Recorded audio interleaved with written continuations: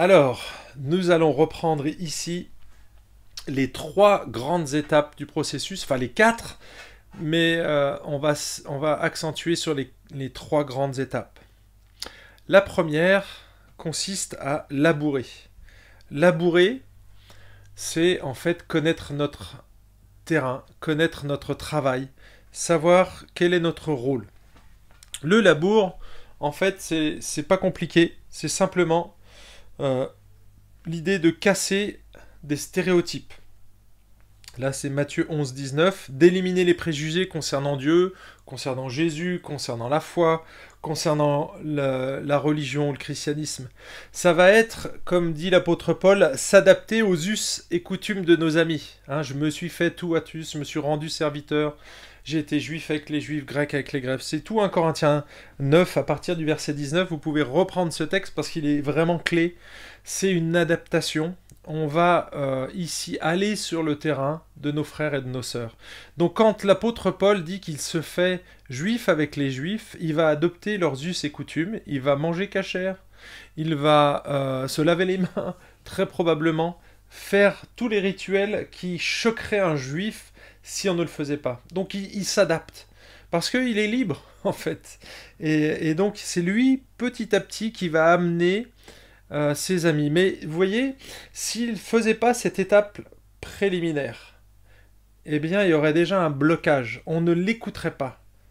Et c'est bien souvent le cas quand on n'a pas pris le temps de poser ses bases sociologiques, ses bases humaines, ses bases relationnelles, eh bien les gens ne nous écoutent pas.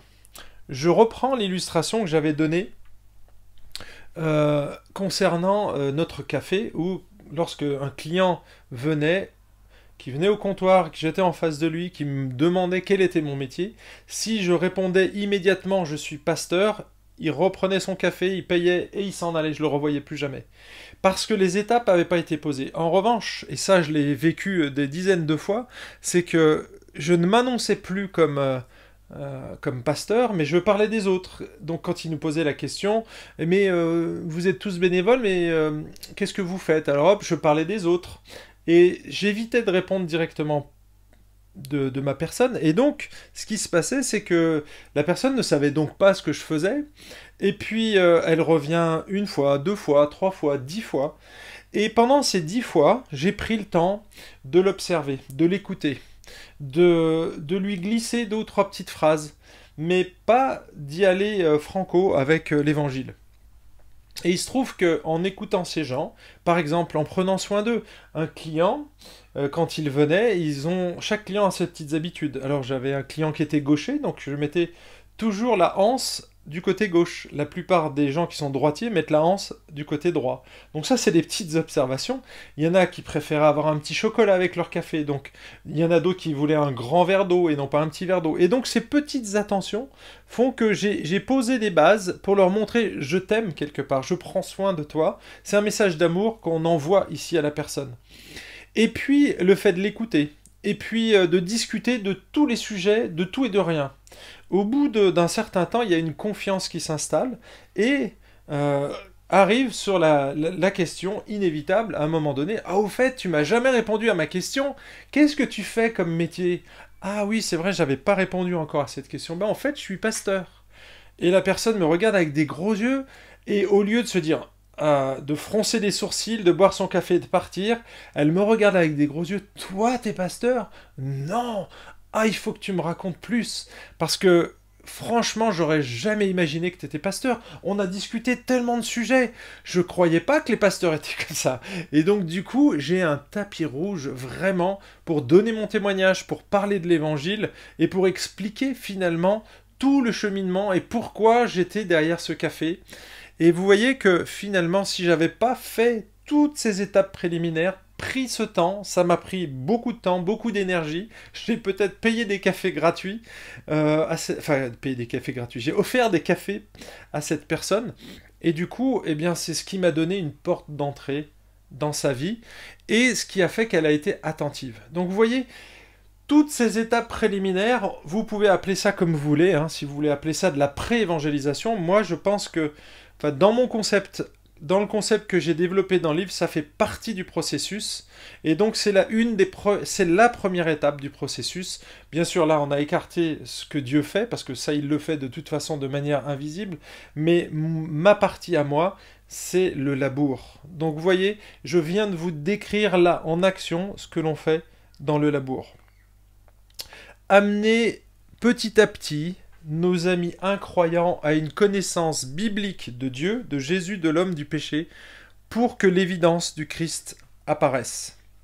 En fait, une fois qu'on a fait cette étape, on voit qu'on a préparé le terrain et que les gens sont préparés quelque part pour accueillir cette semence. Donc la terre a été ramollie, on a mis du fumier, en vivant aussi d'une manière intègre, authentique, pas parfaite, mais en manifestant l'amour de Christ, en manifestant la grâce, en manifestant la miséricorde de Dieu, par nos actions, par nos paroles, eh bien, on joue ce rôle de réconciliateur. Donc on a fait tout le travail préalable avant d'aller déposer cette semence. Colossiens 4, verset 6, 1 Pierre chapitre 3, verset 15 sont deux textes clés qui nous montrent qu'on doit toujours être prêt et préparé à annoncer et à rendre compte de l'espérance qui est en nous. Et donc du coup, à saisir les opportunités qui sont là. Ben, ces opportunités, on les a quelque part provoquées par le labour qu'on a opéré auparavant. Et une fois que ce labour, ce travail a été fait, on a gagné du crédit. Et donc, ça veut dire que la carte de crédit qui était on était peut-être débiteur au départ, non seulement on a neutralisé, donc on n'avait plus d'argent, mais en faisant des choses positives avec ces gens, eh bien, on a augmenté la carte de crédit, on a mis quelque part de l'argent sur notre compte, et donc on devient crédible. Ces gens nous écoutent parce qu'on a gagné par notre vie leur crédibilité. On a été cette semence quelque part, notre être entier. C'est les fils du royaume sont une semence. Donc c'est vraiment ce qu'on a fait en incarnant l'évangile, en incarnant les valeurs du royaume, imparfaitement d'accord, mais on a essayé de le faire d'une manière authentique. Et Dieu va utiliser tout ce qu'on a fait dans notre vie pour amener les gens à l'évangile. Alors, il y a dans le labour la partie de la connaissance du terrain. Le terrain, le sol, autrement dit, c'est dans la parabole du semeur. En fait, quand il parle du sol, quand la semence tombe dans un sol pierreux, caillouteux, eh bien, ça, c'est le cœur de l'être humain. Et donc, ce cœur-là, les aspirations de l'être humain, tout ce qui va constituer son être, ses faiblesses, ses craintes, ses désirs, son espérance, tous ces aspects-là, on devrait pouvoir les discerner pendant ce temps du labour. Alors, on est dans une société multiculturelle, multiraciale, avec une démographique des âges très variés, et donc du coup, connaître le cœur, c'est très vaste, c'est un terrain qui est vraiment large. Donc ici, dans le livre, j'ai utilisé des statistiques et donc la sociologie pour m'aider à essayer de discerner finalement les tendances. Et c'est ce qu'on peut faire. C'est un travail intéressant, ça reste approximatif, parce que chaque être humain est différent. Et selon son âge, selon son éducation, selon son passé, on voit que chaque être est unique et qu'on va devoir s'adapter à ces personnes. Mais on peut avoir une tendance globale, générale. Et là, je vous invite à regarder des livres de sociologie, à aller regarder des livres qui vont décrire votre société, enfin votre pays, dans le pays dans lequel vous êtes, les tendances, quelle est la source d'espérance, quelle est la crainte. Tous ces éléments-là vont vous aider à mieux vous adapter. Une fois que vous avez fait ce travail global, et je pense qu'il est important, vous pouvez le faire au sein de votre église aussi, et regarder, tiens, quels sont les gens qui se sont convertis dans les 5 dernières années, et faire une analyse un petit peu des paramètres. Alors parfois c'est compliqué, mais au moins ça va peut-être vous dessiner une tendance, et donc ça va aussi vous aider à avoir des approches. Quand je vous ai parlé de notre café, eh bien c'est tout simplement que au moment où on a créé ce café, et je ne vous dis pas de le faire, de reproduire ça, c'est absolument pas mon objet ici, mais ce café, il a du sens dans notre contexte. Parce qu'on était, quand j'étais pasteur d'une église à Dijon, on était dans un lieu assez isolé. Notre bâtiment était dans une zone industrielle où il n'y avait absolument pas de passage. On avait pas mal d'étudiants. Moi, j'étais impliqué dans les GBU, j'étais référent GBU pendant des années. Et en fait, le GBU se réunissait soit dans une église, au début c'était à la fac, mais après on n'avait plus le droit. Et donc du coup, dans des chambres d'étudiants. Puis quand on a été un petit peu plus nombreux, on est allé dans des bâtiments d'église, mais c'est froid, ça sent pas bon, les éclairages néons sont vraiment donnent pas envie. Et donc du coup, les étudiants chrétiens venaient, et encore pas tous, mais ils venaient et ils amenaient de temps en temps des amis, mais bien souvent, ils ne revenaient pas. Et je me suis dit, mais pour notre génération, pour cette génération de jeunes, il faut créer un environnement différent, un environnement où ils seront fiers d'inviter leurs amis, ou un endroit qui sera cocooning quelque part, cosy, pour qu'ils puissent se sentir comme chez eux. Et donc on a eu cette idée de créer un café. Alors c'était pas que pour ça, mais en partie pour les étudiants. Et d'ailleurs c'était les premiers qui ont été, réservé un créneau dans notre café pour avoir leur réunion hebdomadaire. Et ça s'est passé pendant des années. On a eu, je crois, le GBU le plus gros de France. On a eu jusqu'à 35, voire 40 étudiants qui venaient et qui invitaient leurs amis sans problème. On faisait des soirées... on faisait... Alors, peu importe comment on faisait, mais on arrivait à attirer des gens de cette manière-là. Donc ça a répondu à un besoin. Ça a répondu à des attentes, et puis c'était dans certaines circonstances, et puis on avait une équipe. Donc vous voyez, c'est un mélange de beaucoup d'éléments, de beaucoup de paramètres qui font qu'on a créé ce café, mais on a finalement analysé notre sol, on a analysé notre semence, donc ce que nous on était, et notre message, et on a essayé de mixer les deux. Ça a donné un café, ça aurait pu donner autre chose. Mais en tout cas, dans notre contexte, ça a été efficace, et c'était suite à toutes ces analyses sociologiques. Alors, donc dans le livre, je vais vous donner pas mal d'éléments qui sont intéressants. J'arrive juste à la conclusion de cette partie, parce qu'il me semble intéressant de voir ce que j'en retire. C'est-à-dire qu'une fois qu'on a analysé tous ces éléments-là, on s'aperçoit d'une chose, c'est que c'est pas un seul élément qui amène les gens à la foi FOI. Sociologiquement, il peut y avoir un élément déclencheur, effectivement. Mais en général, c'est une somme d'éléments concordants qui amène une personne à choisir de suivre le Christ. Bien sûr, là, on n'oublie pas l'œuvre de Dieu, l'œuvre du Saint-Esprit qui est derrière, qui est efficace. Mais en tout cas, on voit que l'efficacité de l'évangélisation vient de la multiplication des interactions positives entre chrétiens et non-chrétiens. Et je pense que si j'ai résumé en fait tous ces éléments-là, c'est pour dire que c'est pas une seule chose. Il ne faut pas imaginer une recette de cuisine qui fonctionne dans toutes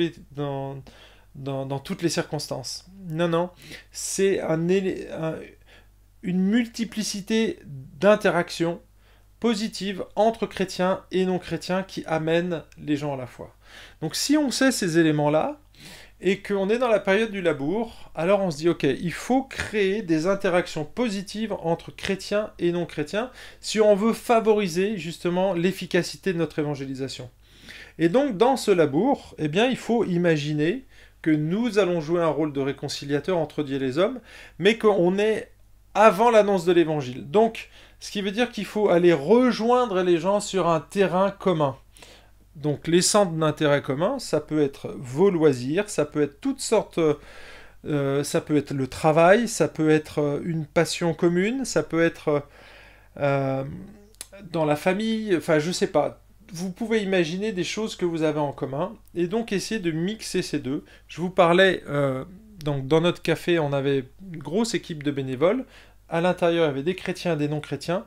Et donc nous, à la maison, on organisait souvent des anniversaires, des rencontres, justement pour qu'il y ait ces interactions. Vous voyez, je vous ai pas dit il faut reproduire, faire comme nous. Non, non, c'est qu'il y avait il y avait du sens dans notre contexte.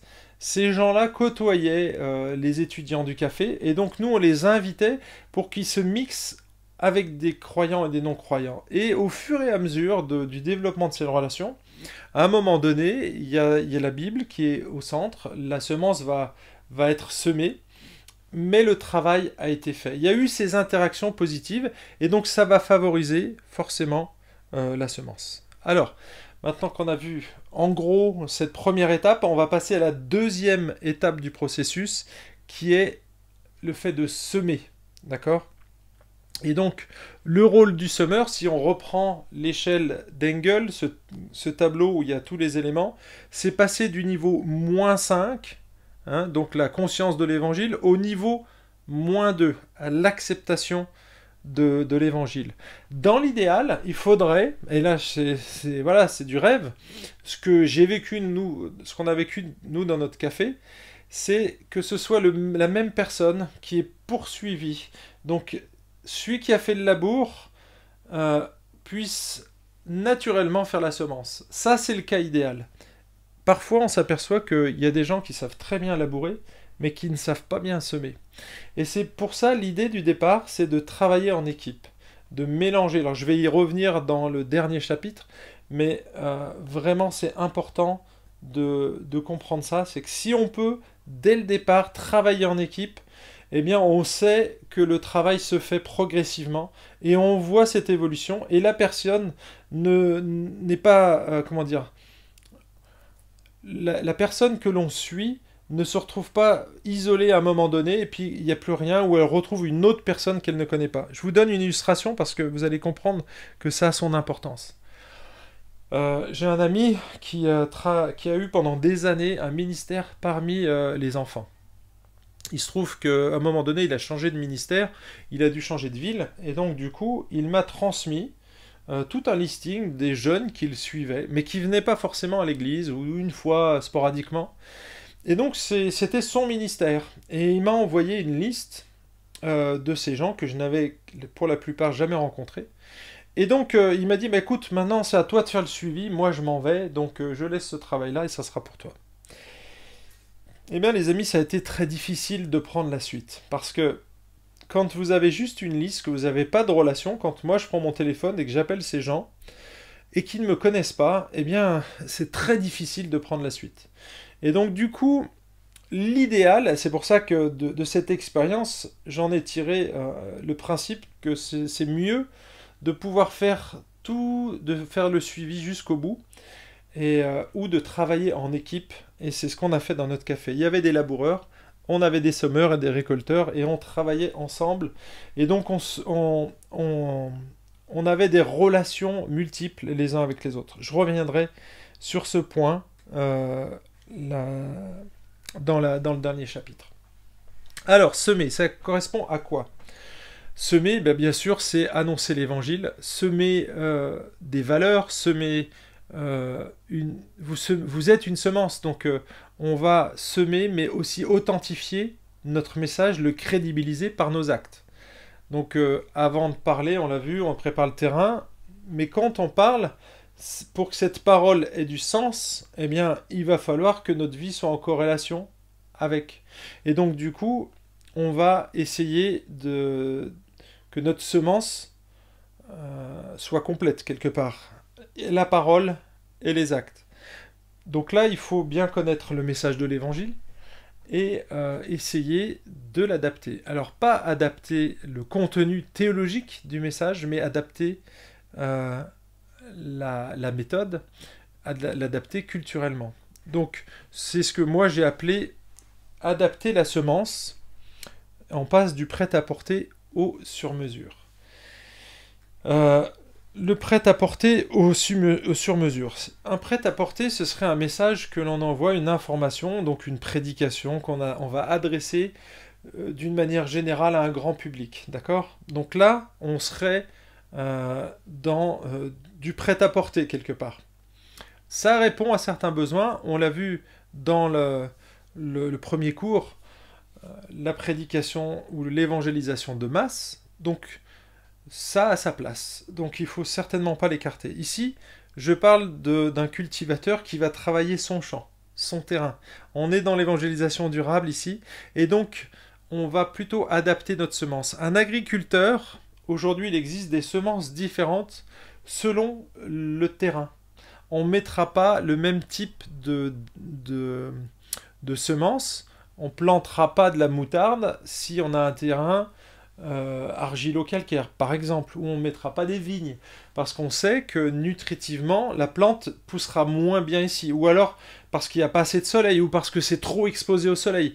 Et donc le paysan, l'agriculteur, lui, va choisir de déposer des semences en fonction du terrain dont il dispose, de la surface, de la capacité d'arrosage et de l'exposition du soleil. En fait, il y a beaucoup de paramètres qui font qu'il va mettre telle ou telle semence à tel endroit.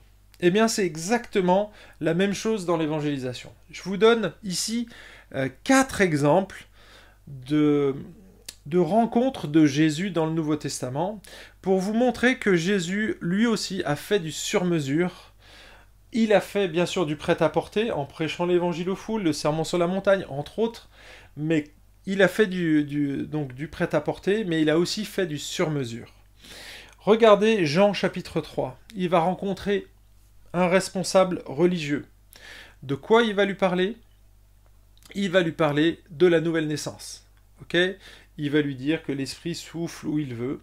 Et donc cet homme religieux est intrigué, bien sûr, mais il va cheminer avec cette idée. Donc Jésus va sur le terrain de cet homme en lui parlant de la nouvelle naissance, parce que c'est un concept qu'il doit nécessairement comprendre pour entrer dans le royaume. Si tu ne nais pas de nouveau, tu ne peux pas entrer dans le royaume de Dieu, c'est ce qu'il lui dit.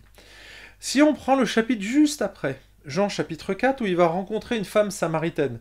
Alors là, on passe d'un religieux juif qui obéissait à la loi à une femme qui était considérée probablement par les juifs comme quelqu'un d'hérétique, hein, on peut le dire. En plus, sa vie était un peu dissolue, elle avait eu plusieurs maris, et donc, et en plus, elle était samaritaine et femme. Donc vous voyez, ça fait plusieurs paramètres différents de Nicodème. Et pourtant, Jésus va aussi amener cette personne et va lui annoncer l'évangile, mais il va sur son terrain. Qu'est-ce qu'elle était en train de faire, cette femme? Elle était en train de puiser de l'eau, où elle allait puiser de l'eau dans un puits. Et Jésus vient l'interpeller sur cette eau. Donc il vient sur son terrain et il va adapter la semence. Donc ok, tu es en train de puiser de l'eau, et il va utiliser une parabole pour lui parler de sa soif. Elle a essayé d'étancher sa soif avec des humains, avec des hommes, et elle n'a pas réussi à l'étancher. Elle a eu plusieurs maris, mais elle est toujours malheureuse. Et elle a honte de sa situation, elle vient en plein soleil chercher de l'eau. Et Jésus sait toutes ces choses. Et donc, il vient utiliser cette circonstance, ce puits-là, pour lui tirer une leçon et lui dire « Ok, moi je peux te proposer une eau, si tu en bois, tu n'auras plus jamais soif, tu vas être complètement étanché.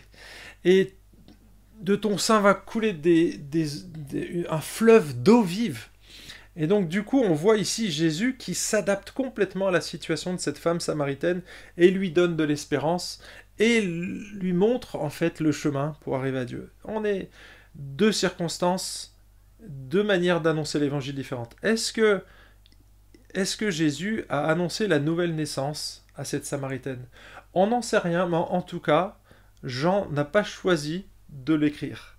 C'est que probablement c'était pas utile pour nous. En tout cas, ce qu'on sait, c'est qu'on voit deux rencontres, deux manières de faire différentes. Lorsque Jésus voit cette femme juive en Jean 8, qui était en état d'adultère, qu'est-ce que fait Jésus? Est-ce qu'il lui annonce l'évangile comme il a fait à Nicodème en lui parlant de la nouvelle naissance? Est-ce qu'il lui parle de cette eau vive qui coulera de son sein, que si elle boit de l'eau, cette femme, elle sera étanchée? Pas du tout. Jésus ne lui parle ni de l'un ni de l'autre, par contre il va lui annoncer la grâce. Et donc ça c'est un message qui est fort pour cette femme, mais vous voyez que c'est encore une fois un message différent. Quand il va être devant ce jeune homme juif aisé, qui était respectueux de la loi, alors la femme d'avant était juive, donc elle avait conscience de son péché, d'accord? Elle était consciente de son péché, elle allait être lapidée, et donc elle n'avait pas de mal à reconnaître son péché. Donc Jésus va ici sur le terrain de la grâce à un jeune homme donc, qui était juif, qui avait de l'argent, en Matthieu 19, on voit que dans cette rencontre-là, il ne va pas annoncer l'évangile.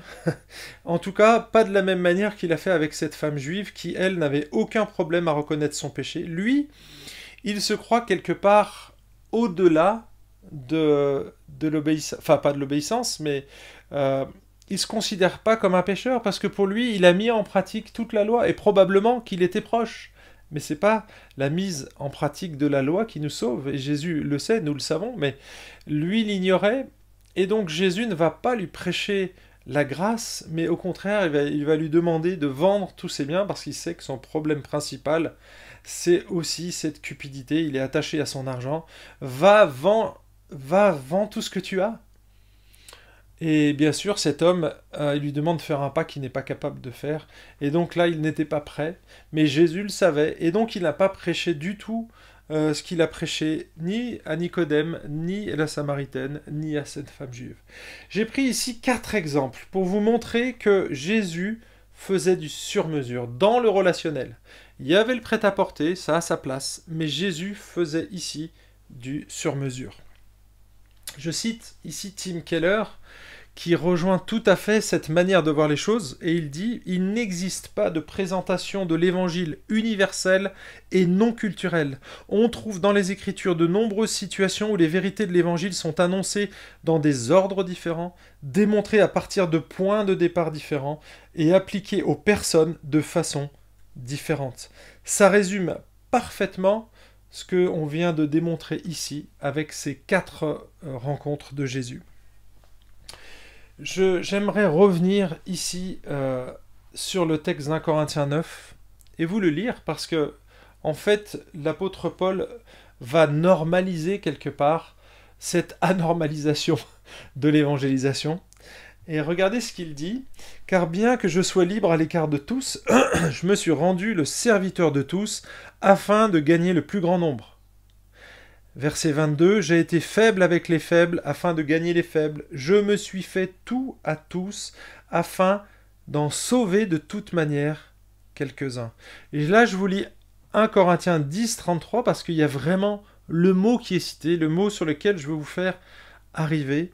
C'est au verset 33, 1 Corinthiens 10, 33. « Agissez comme moi qui m'efforce en toute chose de m'adapter à tous. » C'est la version Summer. « Je ne considère pas ce qui me serait avantageux, mais je recherche le bien du plus grand nombre pour leur salut. » Et ici, on voit le mot qui est utilisé, de m'adapter en tous. Il s'efforce de s'adapter à tous. Bien souvent, j'ai remarqué que c'était un problème. C'est que nous sommes à l'aise avec certaines méthodes, nous sommes sur notre terrain, et donc c'est relativement facile, on ne sort pas de notre zone de confort, et on s'imagine que les autres vont venir sur ce terrain-là. Eh bien, il faut faire le travail inverse. C'est que c'est à nous d'aller nous adapter à la personne. C'est ce qu'il dit ici. Ok, si la personne est faible, ok, alors tu vas t'adapter avec elle. Si, alors dans l'église, on peut utiliser aussi, j'ai été faible avec les faibles, afin de gagner les faibles. Je me suis fait à tout à tous. On s'adapte culturellement ici. On ne pervertit pas notre théologie, ni notre sanctification. Hein. On est en train de s'adapter à la culture de l'autre. Il y a une limite, bien sûr, dans l'adaptation, mais c'est important de faire cette part des choses. Si vous êtes aujourd'hui, je ne sais pas, avec des véganes ou des végétariens, vous n'allez pas faire exprès de manger de la viande. D'accord ? Donc vous allez respecter, ça ne vous empêche pas, quand vous n'êtes pas avec eux, de manger de la viande. Mais si vous êtes sur leur terrain, vous allez vous adapter. En fait, on voit ce principe appliqué par Paul dans le livre des Actes, où à un moment donné, Timothée, qui le suit, qui va faire partie de l'équipe apostolique, d'implantation d'église, eh bien Timothée, pour pouvoir aller dans les synagogues, parce que la stratégie de Paul, c'est quand il arrivait dans une ville, il allait repérer les lieux où il y avait des craignants Dieu, ou bien des juifs. S'il y avait une synagogue, il allait prêcher dans la synagogue. Comme il était juif, il pouvait pénétrer facilement. Mais Timothée était d'origine juive, mais n'avait pas été circoncis visiblement, et donc il va le faire circoncire. Est-ce que ça veut dire qu'il faut appliquer la loi de l'Ancien Testament? Absolument pas, parce qu'il le dit à maintes reprises dans les Galates et dans les Romains, que c'est pas la circoncision qui fait quoi que ce soit. Mais ici, c'est juste pour pouvoir pénétrer facilement les synagogues et être accepté par les Juifs. Et on voit ici une vraie adaptation, et alors là, c'est exactement ce qu'il dit, il est libre, mais il s'est rendu serviteur, et en fait il a perdu de sa liberté, donc il a fait circoncire Timothée, ce qui était quand même un acte chirurgical douloureux, donc il a payé de ce prix-là pour pouvoir en gagner le plus grand nombre, c'est ce qu'il dit, je me suis fait tout à tous, afin d'en sauver de toute manière quelques-uns. Ça, c'est l'objectif, afin de gagner le plus grand nombre, verset 19, afin d'en sauver de toute manière. Ça, c'est l'objectif. Vous voyez, c'est de réconcilier les hommes avec Dieu, et donc c'est à nous de faire cet effort. C'est à nous d'adapter la semence, et donc de faire du sur-mesure. Et non pas aux autres de s'adapter à nous. Timothée Keller, toujours, dit la chose suivante. De toute évidence, Paul ne se sent pas obligé de transmettre en une seule fois tout le tableau de l'évangile à son auditoire. Il enseigne les païens progressivement et travaille à l'établissement de principes fondamentaux sans nécessairement en venir à l'œuvre de Christ sur le champ. Et ça, c'est quelque chose d'important. C'est que la semence, on va la donner, effectivement, mais parfois on ne va pas tout donner dès la première rencontre. Grillez pas toutes vos cartouches dès la première rencontre. Faites-le de manière progressive. Et c'est là, dans la semence, où il faut avoir des outils. Parfois, il faut y aller directement, mais bien souvent, il faut prendre le temps de poser ses bases. Et comme on l'a dit dans cette illustration au début, où on avait pris ces deux cas hypothétiques, le premier cas où c'était une personne à qui on annonçait l'évangile qui allait se convertir, et puis l'autre cas où on prenait une année pour poser les bases, donc plusieurs semaines pour faire ce parcours découverte de la Bible, donc prendre le temps, et là il y a ce qu'on appelle, moi j'appelle ça du multicouche, donc à plusieurs reprises on va reprendre les concepts de la rédemption, et du péché, et du salut, et du Messie, jusqu'à la résurrection, mais on va les reprendre à plusieurs reprises, et donc c'est une sorte de multicouche, c'est ce que dit ici Tim Keller. Ce que je cite ici dans le livre, dans une culture post-chrétienne, c'est-à-dire quasi analphabète bibliquement, il faut tout construire. Prenons le temps de poser le fondement depuis les Écritures. Donc voilà, ça résume à peu près cette partie de la semence. Un autre aspect dans la semence, c'est la communication. Soignez votre communication. Je fais ici une citation, encore une fois du livre. L'évangile sera toujours une folie pour ceux qui périssent. C'est pourquoi n'ajoutons pas d'autres barrières et efforçons-nous de bien le communiquer. En fait, aujourd'hui, les gens refusent le fond à cause de la forme. Bien souvent, c'est le cas. Je vous donne juste une illustration ici. Je vous demande si vous aviez nécessité d'acheter une bouteille de vin dans une grande surface, que vous ne pouvez pas goûter le vin, mais que, en fait, on est dans un supermarché, donc vous avez vraiment une grande quantité de choix. Comment est-ce que vous allez choisir votre bouteille ? Bien souvent, ce qui va faire la différence, ce sera le packaging, la com. Et donc, on va choisir notre bouteille en fonction de l'étiquette. De ce qu'on aura entendu du vin, peut-être, si on est connaisseur. Mais sinon, ce sera juste l'étiquette qui fera qu'on va prendre une direction, qu'on va aller choisir une bouteille et pas une autre. Et donc, il me semble qu'ici, on a un principe que on peut appliquer à l'évangélisation. C'est-à-dire qu'aujourd'hui, on est dans un supermarché des religions. Les gens ont le choix.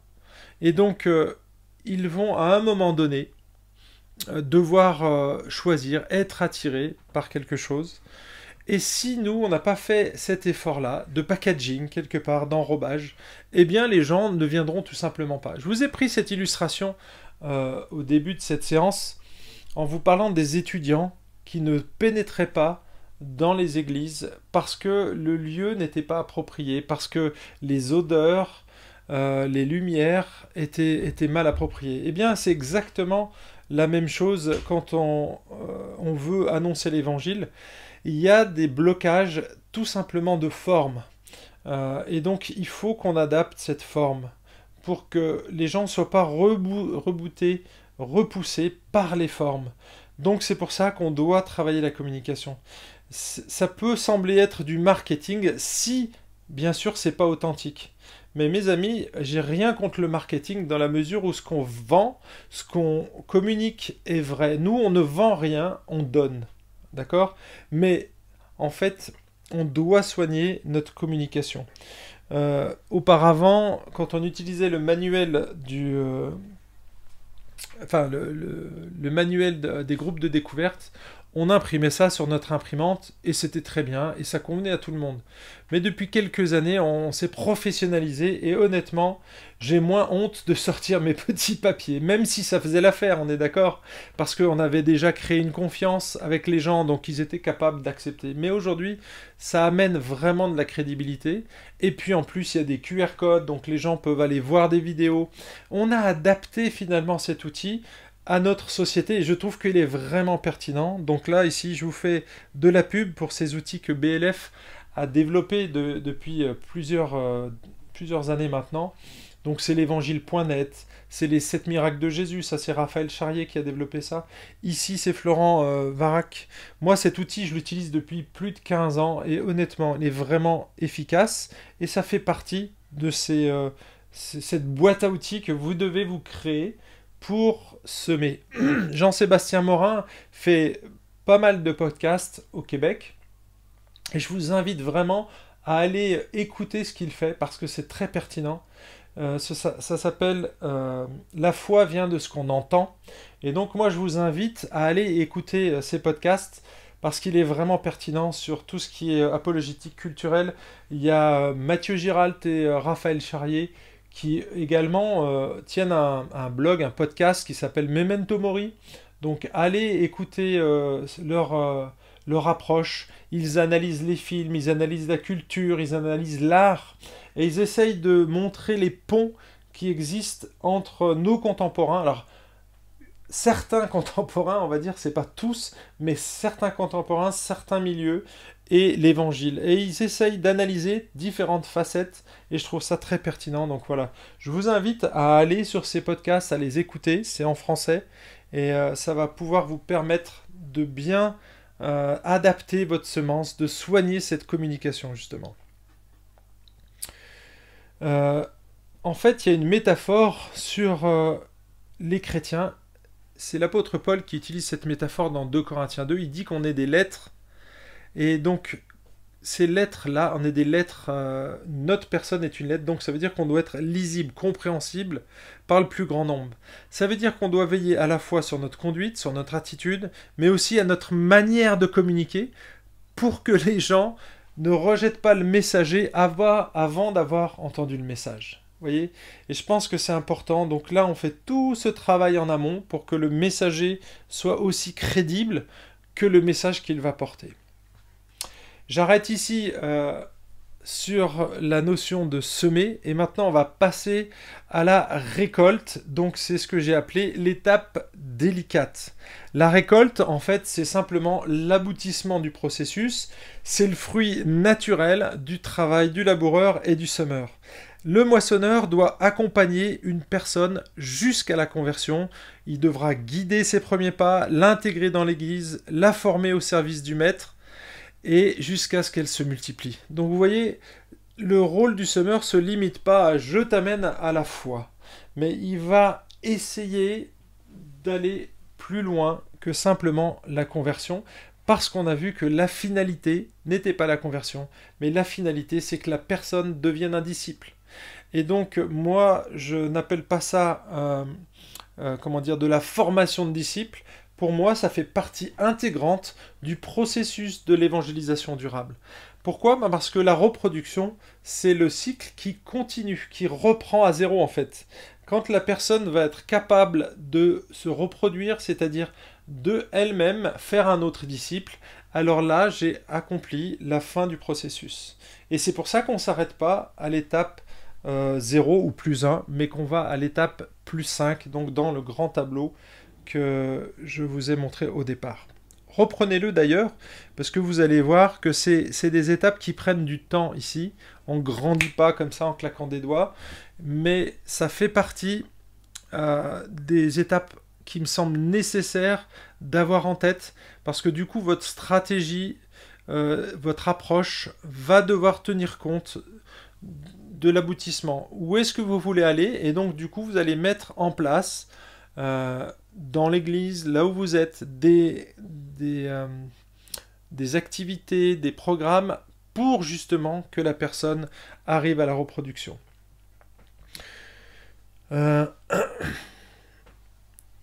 Déjà, la première étape, c'est accompagner dans la confiance. On sait que l'homme est de plus en plus indécis parce qu'il a de plus en plus de choix qui s'offrent à lui. Et donc la confiance que la personne vous donne, c'est un facteur déterminant dans la prise de décision. Et quand je disais que c'était une étape délicate, mes amis, il faut faire attention ici à ne pas créer pas de faire du forcing. Parce que si vous labourez, si vous moissonnez un champ qui n'est pas mûr, eh bien votre récolte, elle ne portera pas de fruits. Vous devez veiller à labourer, je vais y arriver. Vous devez veiller à moissonner au bon moment, quand le grain est blanc, quand les champs sont blancs, pas quand ils sont verts. Vous voyez? C'est ce que Jésus dit quand il s'adresse à ses apôtres en Jean chapitre 4. Il y avait un champ vert qui était sous leurs yeux. Et ce champ, ça devait faire à peu près quelques mois qu'il était là parce que les épis étaient déjà formés. Mais il était vert. Et les apôtres, quand ils voient le champ, ils disent « Mais non, la moisson aura lieu plus tard, dans 3 mois. » Je ne sais plus exactement la quantité de... ce qu'ils vont dire à ce moment-là, mais le champ était vert, c'est pas le moment. Et Jésus leur dit, mais levez les yeux, regardez, la moisson est déjà prête. Et il parlait pas de la même moisson, il parlait probablement des Samaritains, et qui allaient se convertir. Donc Jésus était prophète, et il savait aussi, parce que vous lisez dans les versets 39 à 43, je crois, du chapitre 4, il était en train de leur dire, mais écoutez les amis, le champ est déjà prêt, la moisson est déjà prête, parce qu'il anticipait la conversion des Samaritains suite au témoignage de la Samaritaine. Quelques-uns vont venir à la foi et ils vont appeler Jésus et d'autres vont se convertir. Et ce qui aurait été, mais de manière étonnante pour les Juifs, qui pensaient que finalement le Messie, le salut, était exclusivement réservé au peuple d'Israël. Et là, en voyant ça, ils ont dû être étonnés de voir ces Samaritains qui venaient à la foi. Et donc, c'est pour ça que je dis que c'est une étape délicate, c'est qu'il y a des grains et des champs qui ne sont pas mûrs, et cela, il faut éviter de les moissonner, donc d'aller trop vite, de forcer quelque part la conversion. Et Florent Varac donne cet avertissement, vous le verrez si vous prenez le livre dans le chapitre 6, il dit qu'au début de son ministère, la première année, je crois qu'il a amené une 20aine de personnes à la foi, FOI. Et donc, ces gens se sont convertis, et il dit que la plupart, la grande majorité, n'étaient plus dans la foi quelques années plus tard. Et en fait, il en a déduit qu'il fallait prendre du temps. Et parce qu'il a essayé de moissonner, et c'est un excellent moissonneur, je fais partie, moi, de ses récoltes, et donc je sais que c'est un excellent moissonneur, il a une capacité de persuasion, une capacité à amener l'évangile qui fait qu'on a envie de le suivre. Mais si notre cœur n'est pas prêt, quelque part il va susciter une réponse parce qu'il est doué, parce que quelque part pour lui c'est naturel, Mais nous, on est peut-être simplement pris par les émotions et on va accepter quelque chose que finalement on n'était pas encore mûr ou prêt pour pouvoir être moissonné et donc être prêt pour la conversion. Et donc c'est pour ça que je dis que c'est une étape délicate parce qu'il faut vraiment laisser la liberté, ne surtout pas forcer ou contraindre ou le faire avec des mauvais motifs. Une conversion authentique ne se fait jamais sous la contrainte ou avec de mauvais motifs. On l'a reproché aux croisés, on l'a reproché aujourd'hui aux talibans. C'est pas à nous de forcer quoi que ce soit. Il faut que la personne se sente totalement libre et il faut qu'elle soit appelée par le Saint-Esprit. Alors ça, c'est le côté subjectif, mais quand même, laissons la liberté aux gens et nous, on est juste là pour accompagner l'œuvre de l'Esprit en fait. On doit moissonner le grain quand il est mûr et non pas forcer la récolte. L'évangélisation biblique est toujours respectueuse des personnes. Elle ne vise pas à piéger les gens pour les enrôler dans notre cercle, mais à leur présenter l'évangile pour qu'ils se réconcilient avec Dieu. Et vous regarderez dans le fichier qui accompagne cette formation, j'ai mis ici une tapette à souris. Bien souvent, les gens perçoivent l'évangélisation comme cette tapette à souris. Quelque part, on met du fromage pour attirer les gens à l'évangile, et puis on est là pour les piéger. Et donc, cette tapette, c'est quand les gens ont mordu au fromage, tac, on les a et on va les enrôler avec nous. Mais c'est pas ça l'évangile. On n'est pas en train d'essayer de prendre les gens avec nous. On n'est pas là pour les piéger, pour les enrôler dans notre cercle, mais on est juste là pour leur présenter l'évangile pour qu'ils se réconcilient avec Dieu. Nous, on est là pour les informer de la perdition, de les informer des bénédictions de l'évangile, de les informer de leur état de pécheur, les informer de qui est Dieu, de ce qu'ils sont et de ce qu'ils vont devenir. On est là vraiment pour les réconcilier avec Dieu. Il faut qu'ils arrivent à cette compréhension. Mais on n'est pas là pour les piéger. Et on n'est pas là pour faire du chiffre. On n'a pas de quota. Ça, c'est important. De ne pas mettre de pression au niveau des quotas. Et je sais que dans certaines missions, on impose et on demande un nombre de baptêmes par an. Et honnêtement, c'est à bannir ce genre de choses, parce que ça dépend tellement du contexte dans lequel on est. Si vous venez d'une mission anglophone ou même outre-Atlantique, où on implante des églises et au bout de 2 ans, il y a 3, 4, 500 personnes qui sont dans l'église, il suffit de quelques paramètres pour avoir des églises relativement facilement. Et donc, on pourrait penser que parce qu'on vise cette chose-là aux États-Unis, par exemple, alors c'est la même chose en Europe si on applique les mêmes principes. Eh bien non, ça ne fonctionne pas comme ça, parce que le terrain est différent. Et donc, la semence est différente, la moisson est différente, et on a vu que ça dépendait pas seulement de nos actions à nous, mais de l'œuvre de Dieu derrière, du travail préparatoire qui a été fait. Et donc, on ne peut pas comparer nos sols, et donc certainement pas appliquer les mêmes méthodes. Et c'est là où j'attire votre attention, c'est que moi, je véhicule probablement dans cette formation des idées franco-françaises. Et donc, je vous invite à les déculturaliser. J'ai essayé au maximum de le faire. D'ailleurs, je ne vous ai présenté aucune statistique française, à part peut-être pour vous encourager les 4, 5, 6. Les 4, 5, 6, c'était les trois chiffres pour vous encourager, pour vous booster un petit peu quand il y a un manque de fruits. Hein. Il faut rencontrer 4 personnes, il faut 5 ans et il faut annoncer 6 fois l'évangile. C'était juste pour vous encourager, les amis. Donc chaque terrain, chaque sol étant différent, la moisson sera aussi différente. Je vous donne une illustration ici qui est une histoire vraie. En fait, pour vous montrer que on peut parfois semer et n'avoir des fruits que bien longtemps après et ne pas les récolter soi-même.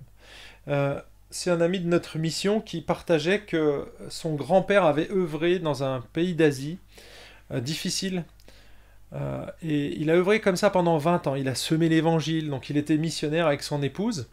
Et puis, donc, il a dû repartir chez lui, quelque part. Donc, il a laissé la mission. Et son petit-fils, donc c'est lui qui nous a partagé cette expérience, nous a dit que pendant 20 ans, il n'a pas vu un seul fruit, pas une seule conversion. Donc, vous imaginez que ce missionnaire qui a labouré pendant toutes ces années était peut-être déçu. Sauf que son petit-fils, qui lui est venu sur le même champ, et qui a repris le travail de son père, parce qu'il a vu sa passion, même s'il n'y avait pas de fruits, il continuait à annoncer l'évangile pour qu'un grand nombre soit sauvé. Eh bien, son petit-fils, lui, a été au bénéfice de tout ce que son grand-père avait probablement semé, labouré avant lui.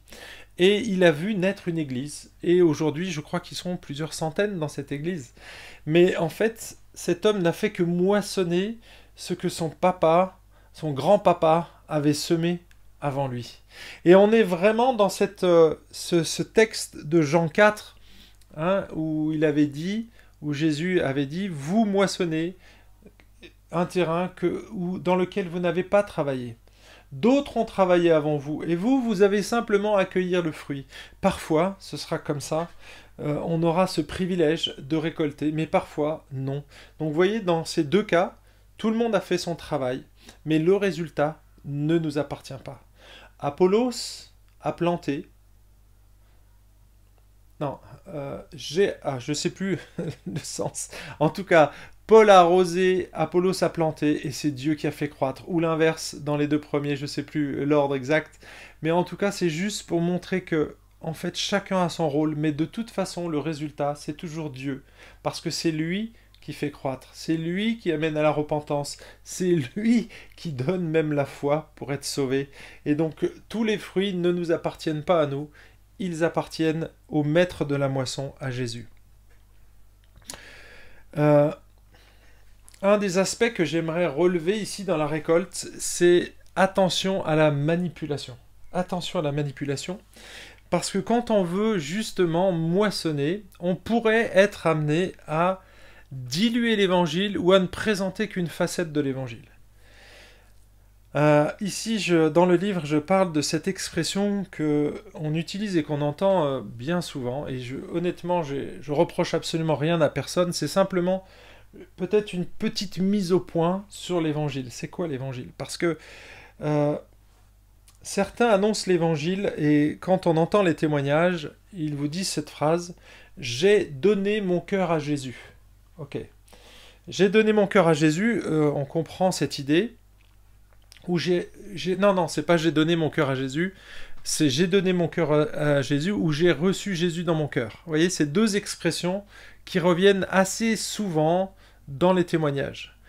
Alors, tout le monde est dans le milieu évangélique, on comprend tout à fait ce que ça veut dire. C'est un témoignage de conversion où on dit que Jésus, il est venu dans notre vie et il y a du vrai là-dedans. Mais j'aimerais juste apporter quelques éléments. C'est que quand on utilise ce vocabulaire, on a l'impression qu'on a notre royaume, imaginez, voilà, c'est ma personne, et qu'on demande à Jésus de venir dans notre royaume. Et donc, qu'est-ce qui se passe? Eh bien, Jésus il va prendre une petite part de ce royaume. On va lui laisser une place. Donc Jésus, quelque part, il sera là, mais il ne va pas être partout dans toutes les pièces. Et du coup, c'est à Jésus à s'adapter à notre royaume à nous. Il a une part. Jésus fait partie de ma vie, mais il est cloisonné quelque part. Donc, je vais aller à l'église, je vais bien lire ma Bible, je vais avoir un temps de prière. Et vous voyez, ici, en communiquant de cette manière-là, on pourrait imaginer que Jésus, il est simplement une partie de notre vie. Mais quand on regarde le vocabulaire biblique, la conversion, c'est exactement l'inverse. C'est-à-dire que c'est pas Jésus qui vient dans notre royaume, c'est nous qui allons dans le sien. Vous voyez la différence? Nous venons dans le royaume de Dieu, et donc nous allons adopter les valeurs du roi. C'est pas nous qui faisons une faveur à Jésus en lui disant « Écoute, Jésus, t'es sympa, je te laisse une place. Tu pourrais me remercier. » Non. C'est pas nous qui faisons une faveur à Jésus en l'accueillant dans notre vie. C'est lui qui nous fait une faveur en nous accueillant dans son royaume. Parce que quand la Bible, elle parle de la conversion, elle parle d'un changement d'état, on change de position. On était perdu, on est sauvé. On était dans la lumière, on va dans les ténèbres. On était dans un royaume et on change de royaume. On était dans notre royaume à nous et on change de royaume. Dieu nous transfère dans son royaume à lui. Un royaume invisible mais réel. C'est pas parce qu'il est invisible qu'il n'est pas réel. Et donc, vous voyez que c'est ça la conversion. C'est pas nous qui faisons une faveur à Jésus en le laissant venir dans notre vie, mais c'est lui qui nous fait une faveur en l'accueillant dans son royaume. Moi, je vous invite, si vous jamais vous avez ou vous utilisez des méthodes pour annoncer l'évangile, corrigez cet aspect des choses parce que sinon, on va retrouver des chrétiens avec une vie cloisonnée. Quand ils sont convertis, peut-être que bien souvent, quand on a laissé juste une part à Jésus dans notre vie, eh bien, je pense qu'on n'est pas encore converti. Et c'est tous ces témoignages que vous entendez. J'avais accueilli Jésus comme mon sauveur, et maintenant je l'ai accueilli comme mon Seigneur. C'est pas biblique cette manière d'exprimer. Je comprends tout à fait. On n'obéissait pas à Jésus, mais en fait c'est qu'on n'avait pas saisi l'évangile. Quand on est saisi par l'évangile, qu'on a compris que Jésus était mort et ressuscité pour nous, eh bien on ne vit plus pour nous-mêmes, mais pour celui qui est mort et ressuscité pour nous. On ne vit plus pour nous-mêmes, c'est qu'on a été racheté, donc on ne s'appartient plus à soi. Ça, c'est les termes de la conversion, et c'est radical, en fait. On ne peut pas tergiverser avec ça, et donc il me semble qu'il faut qu'on veille à bien communiquer l'évangile pour pas laisser croire aux gens qu'ils sont sauvés si on annonce cet évangile, mais je connais personne qui va le refuser. Jésus est ton sauveur, c'est super, mais c'est pas ça l'évangile. L'évangile est beaucoup plus complexe que ça. L'évangile, il te transforme et à partir du moment où tu es converti, tu rentres dans le chemin de la sanctification. Donc on ne peut pas dissocier le sauveur du Seigneur. Je sais que vous allez me citer le brigand sur la croix, oui mais il n'y en a qu'un.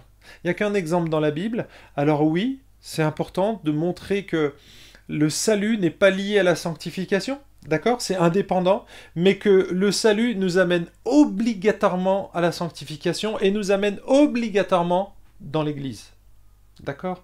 Et je pense que ça, il faut vraiment le clarifier.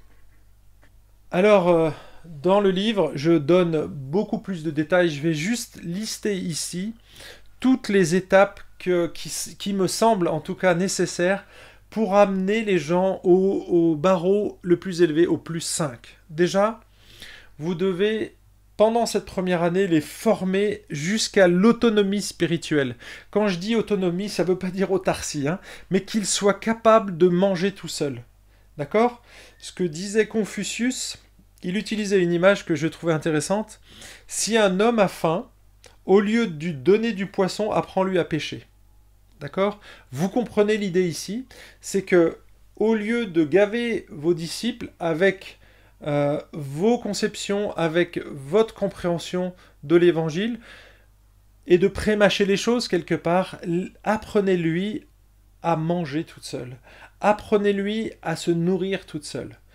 Et donc, à quoi faire? Eh bien, simplement à mettre en place dans sa vie des disciplines de croissance. Nous, on a mis en place depuis des années, enfin avec mon épouse, et puis dans l'église où j'étais, dans la nouvelle où je suis, on a mis en place des groupes de croissance. Donc l'idée, c'est de grandir spirituellement, d'être redevable, et donc de grandir dans différents domaines, dans le témoignage, dans notre vie de piété, dans notre famille, dans notre travail, d'être dans la sanctification bien entendu. Donc c'est plusieurs domaines où on va devoir travailler donc ces éléments nécessaires à la croissance pour devenir autonome spirituellement. Un des aspects importants, si vous accompagnez quelqu'un à la fois, c'est de montrer votre vulnérabilité et votre dépendance de Dieu. On a besoin de chrétiens authentiques. Si vous traversez une période difficile, si vous avez des doutes, si vous êtes découragé, surtout ne camouflez pas ça avec votre disciple. Montrez-lui comment vous le gérez. Et c'est beaucoup plus important que de le cacher, parce que de toute façon, un jour ou l'autre, il va découvrir vos failles, il va découvrir votre imperfection.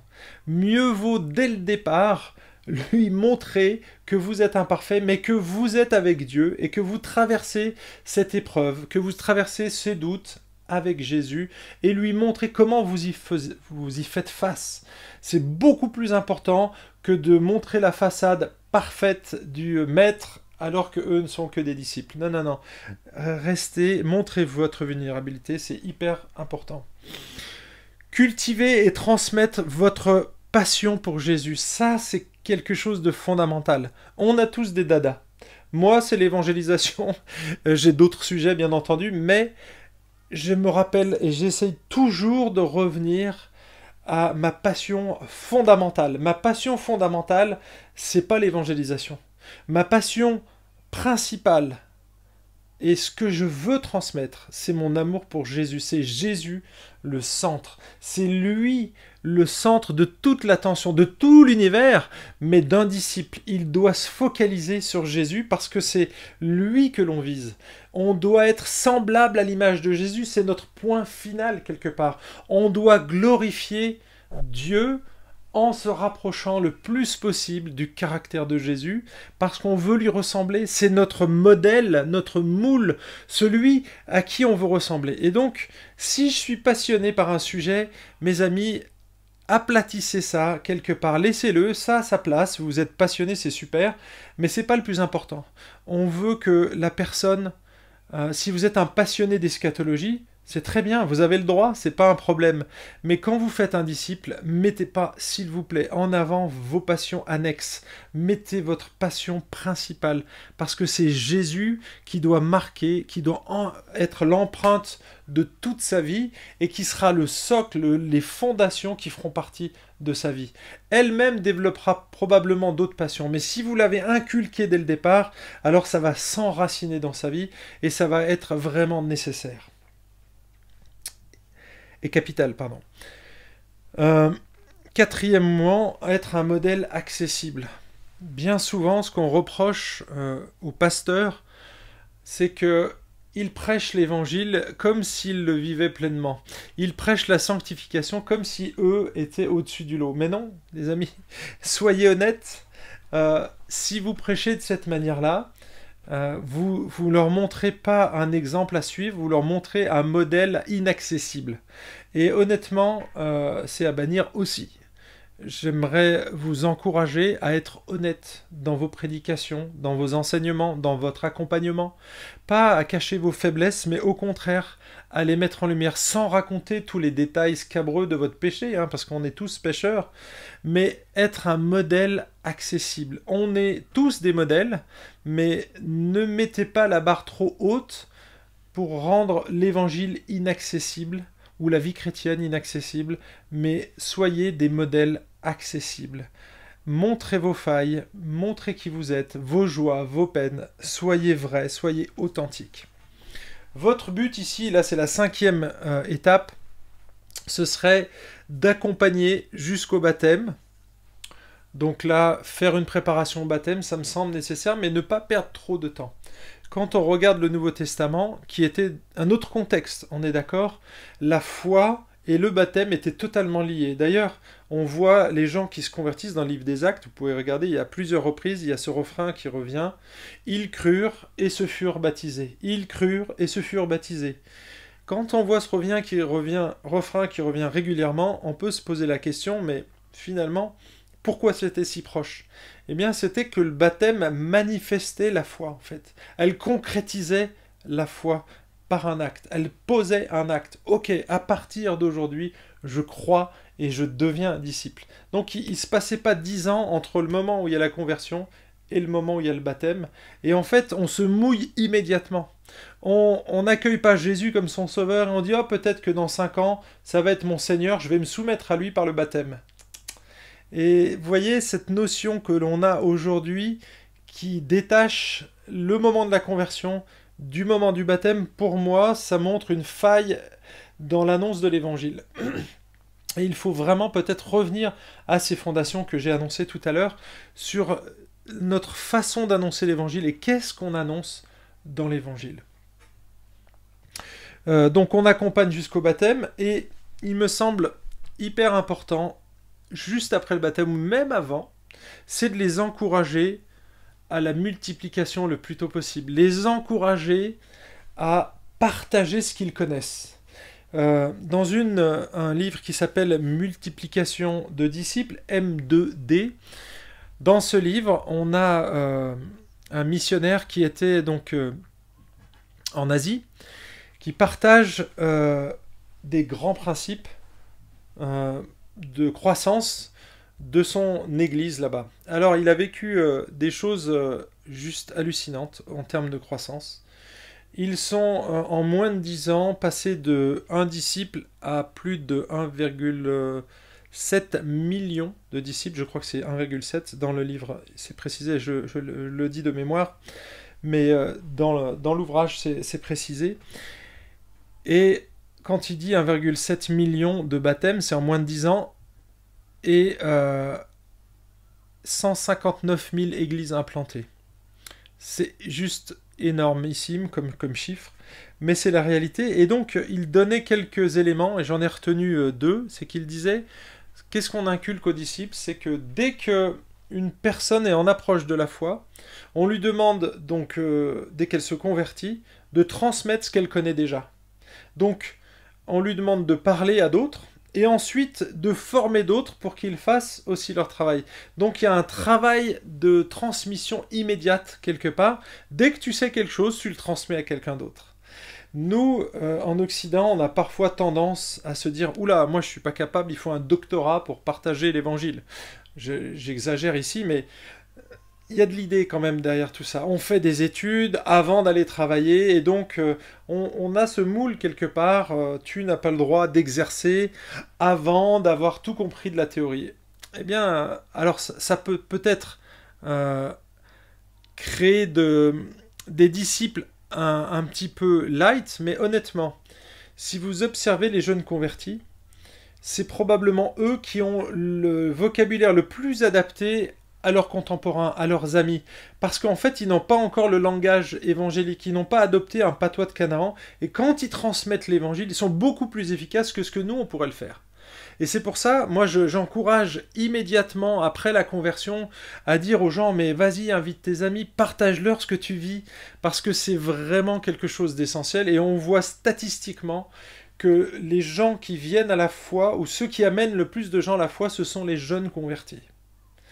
Donc ne négligez absolument pas cet aspect-là, parce que c'est le meilleur potentiel d'évangéliste que vous avez dans votre église, c'est les gens qui viennent de se convertir. Ils sont tout feu, tout flamme, il y a un enthousiasme communicatif qui est là dans leur vie, et donc il faut potentialiser ça, et non pas dire non, tu feras ça plus tard. Non, non, non, au contraire, encouragez-les. Ils vont faire des boulettes comme j'en ai fait. Moi, j'ai annoncé l'évangile à tout mon entourage, et je manquais de tact, je manquais de pas mal de choses, mais honnêtement, Dieu l'a utilisé. J'ai amené quelques personnes à la foi au tout début, au tout début de ma foi, hein, alors que je connaissais Jean 3,16 et peut-être un autre verset, mais Dieu peut vous utiliser, peut utiliser vos disciples, et c'est pour ça que je vous dis, prenez le temps de leur inculquer l'évangile. Si vous avez vraiment fait ce travail de fond, alors encouragez-les, parce qu'ils savent déjà utiliser au moins l'outil de la grande histoire, et puis ils savent simplement parler de ce qu'ils aiment, donc laissez-les faire, Dieu fera le reste. Et enfin, communiquer une vision missionnaire, donc leur montrer ces textes d'un Corinthiens 9.